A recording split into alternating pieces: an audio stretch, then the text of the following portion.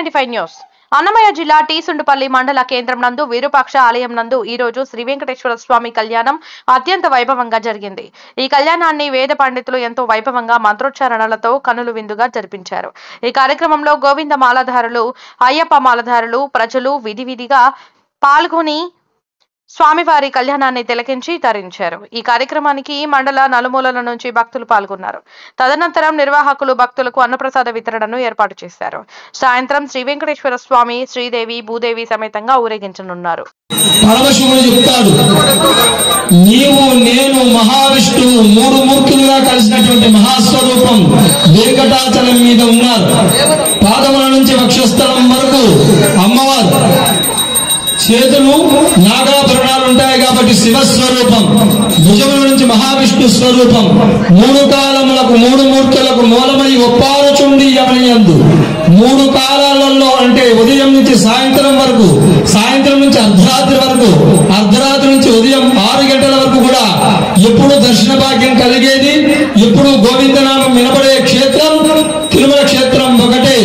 మీరు శివుణ్ణి ఆరాధించాలన్నా వెంకటేశ్వర స్వామిని ఆరాధించాలి, మహాశక్తి మహాకాళిని ఆరాధించాలన్నా వెంకటేశ్వర స్వామిని ఆరాధించాలి, మహావిష్ణువుని ఆరాధించాలన్నా వెంకటేశ్వర స్వామిని ఆరాధించాలి। ఈ కలియుగంలో వెంకటేశ్వర స్వామికి మించిన దేవుడు లేడు। వెంకటాద్రి సమం స్థానం బ్రహ్మాండే నాస్తి కించన వెంకటేశ సమోదేవో నభూతో న భవిష్యతి। పరమశివుడే చెప్తున్నాడు పార్వతీదేవితో, వెంకటేశ్వర స్వామిని ఆరాధిస్తే వెంటనే అనుగ్రహించగలిగే శక్తి ఆయనకు మాత్రమే ఉందని చెప్తున్నాడు।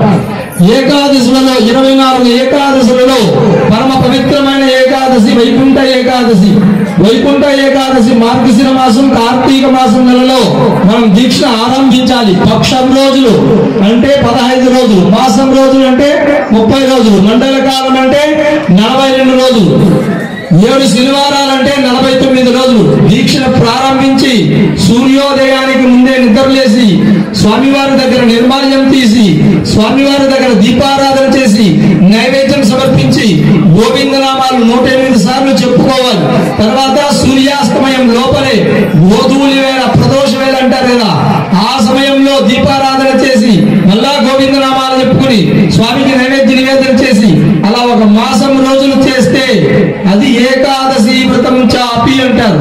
తర్వాత పుష్కరిణి స్నానం, గోవిందమాలేసి నడుచుకుంటూ వెళ్ళి పుష్కరంలో స్నానం ఆచరించి తర్వాత వరాహస్వామిని, తర్వాత వెంకటేశ్వర స్వామిని దర్శించుకుని అలా తిరుక్కుని వచ్చి విమాన వెంకటేశ్వర స్వామికి మీ ముడుపులు చూపించి అందులో మీ చేతుకు కట్టుకున్నటువంటి కంకణము ముడుపు 2 కూడా అందులో వేసి మళ్ళా కట్టి హుండీలో సమర్పించి స్వామివారి దర్శనం చేసుకుని మహాప్రసాద స్వీకారం అంటే లడ్డు గాని పులిహోర గాని పెట్టేది కళ్ళకత్తుకుని స్వీకరించి నీవు చేసిన దీక్ష నియమము చాలా శుద్ధిగా చేస్తే ఆ యొక్క వెంకటేశ్వర స్వామి సత్యదండం పట్టుకుని సద్గురు రూపంలో నీకు దర్శనమిస్తాడు అని పార్వతీదేవితో పరమశివుడు ఉపదేశించాడు। స్వామి నాకు జ్ఞానాన్ని పరమ సంతృప్తిని కలిగేటువంటి మంచి మంత్రాన్ని ఉపదేశించండి అంటే పరమశివుడు పార్వతికి నవాక్షరి మంత్రాన్ని ఉపదేశిస్తాడు। ఓం నమో వెంకటేశాయ అంటే అష్టాక్షరి, ఓం నమ శ్రీ వెంకటేశాయ అనే నవాక్షరి మంత్రాన్ని ఈనాటికి కూడా కాళహస్తీశ్వర సువర్ణముఖి నదీ తీరంలో అమ్మవారు ధ్యానం చేస్తూ ఉంటుందని భవిష్యోత్తర పురాణం చెప్తున్నారు। బ్రహ్మదేవుడు, పార్వతీదేవి, పరమశివుడు అందరూ కూడా ఆ శ్రీ మహావిష్ణువు అయినటువంటి శ్రీ వెంకటేశ్వర స్వామిని ఆరాధన చేస్తున్నారు కాబట్టి మనం కూడా ఈ కలియుగంలో పాపాలన్నిటినీ కూడా హరింపజేయగలిగే శక్తి వెంకటేశ్వర స్వామి వారికి మాత్రమే ఉందమ్మా। కాబట్టి చరణాలని గట్టిగా పట్టుకుని శరణ వేడాలి। పట్టుకున్నారా మనల్ని మన వదలడు, మీరు పట్టుకుని ఉన్నాడా లేడా అని అనుమానించకండి, కోరికలు తీరుస్తాడా తీర్చడాన్ని అనుమానించకండి, పరిపూర్ణమైన విశ్వాసంతో కలడనండడి వాడు కలడో లేడో అంటే రాడు స్వామి, నువ్వు ఉన్నావు స్వామి అని శరణాగతి చేస్తే బిడ్డ లేని వారికి బిడ్డలను ఇస్తాడు, ఉద్యోగం లేని వారికి ఉద్యోగం ఇస్తాడు, ఇల్లు లేని వారికి ఇల్లుని ఇస్తాడు, ఏది కోరినా ఆయన పేరే కామిత ఫలదాత అంటాడు అన్నవయ్య। కామిత ఫలదాతవు కలికల్మష హరుడవు కలడన్న వారికి కైవల్య ప్రదుడవు। ఉన్నామని నమస్కారం చేసి ఏ కోరికలు కోరుకోకపోతే వారికి కైవల్యం ఇస్తాడు. ఇది మనం చేయాలంటే గోవిందమాల వేస్తేనే అది మనకు సాధ్యమవుతుందమ్మా. అన్ని మాలలు వేయగలరు, గోవిందమాలలు మాత్రం వేయలేరు. అది చాలా కష్టంతో కూడుకున్న పని. ఎందుకంటే శబరిమలకి పోతే 18 మెట్లకి స్వామిని దర్శనం చేసుకోవచ్చు. కనకదుర్గమ్మ ఓం శక్తి మాల వేసినా దర్శనం చేసుకోవచ్చు. కానీ గోవిందమాల వేస్తే ఆయన దర్శనం అంత సులభ సాధ్యం.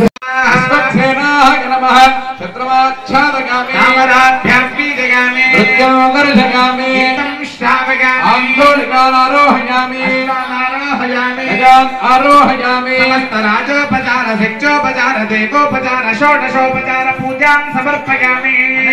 ध्यान आवाहनात् श्रीमते विश्वक्सेन देवताः सुप्रीतः सुप्रसन्नः वरदः भवन्तु। सर्वं श्री सूत्रवत्या समेता विश्वक्सेनः प्रीयता। विश्वक्सेन तालम्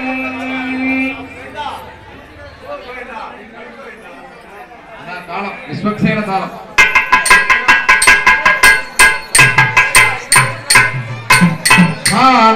मध्य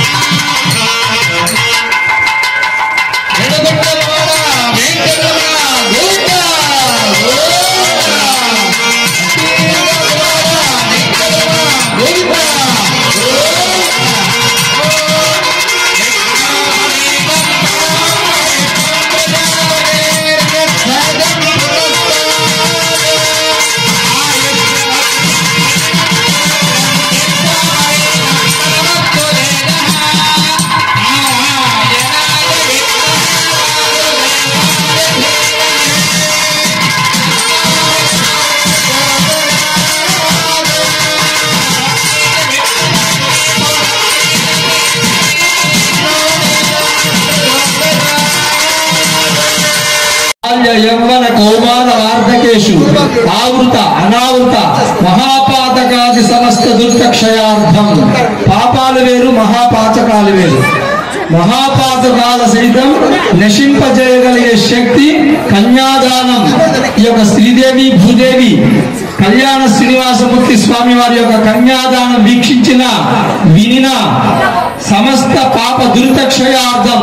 దశపరేషాం అంటే మీ తర్వాత 10 తరాలు, దశ పూర్వేషాం మీ ముందు 10 తరాలు, మద్వంశానాం అంటే మీ వంశం, మాతృవంశానాం అంటే మీ అమ్మ వంశం, పితృనాం సర్వేషాం అంటే మీ దాయాదులందరూ కూడా ఎవరైనా చెడు కర్మలు చేసి కుంభీపాకం అనే నరకంలో ఉంటే కాలసూత్రాది వివిధేభ్యో మహాఘోరేభ్యో నరకేభ్యః ఉత్తీర్ణ నివేదం అంటే ఈ కన్యాదానం చూసినంత మాత్రం చేత, వినినంత మాత్రం చేత, ఈ క్రియ చేసినంత మాత్రం చేత మీ పితృదేవతలు ఏదైనా చెడు కర్మలు చేసి కుంభీపాకమనే మహానరకంలో ఉంటే విముక్తి కలిగి శ్రీహరిలోకే నివాస సిద్ధం. మీకు రోజు దక్షిణ వేసి ఆ పితృదేవతలకి 100 యజ్ఞాలు చేస్తే మీకు ఎంత పుణ్యమో, శతక్రతు అశ్వమేధాది పుణ్య ఫల ప్రాప్త్యర్థం 100 అశ్వమేధ యాగాలు చేస్తే ఎంత పుణ్యమో ఇక్కడ శ్రీదేవి భూదేవి సహిత శ్రీనివాస స్వామి కళ్యాణ మహోత్సవాన్ని వీక్షిస్తే అంత పుణ్యం వస్తుందని చెప్తున్నారు. ఇంకా ఆ శ్రీదేవి భూదేవి సహిత శ్రీనివాసుని యొక్క దివ్య చరణాల దగ్గర ఎవరైతే మనసు నిలుపుతారో వారికి వర్తిస్తుంది.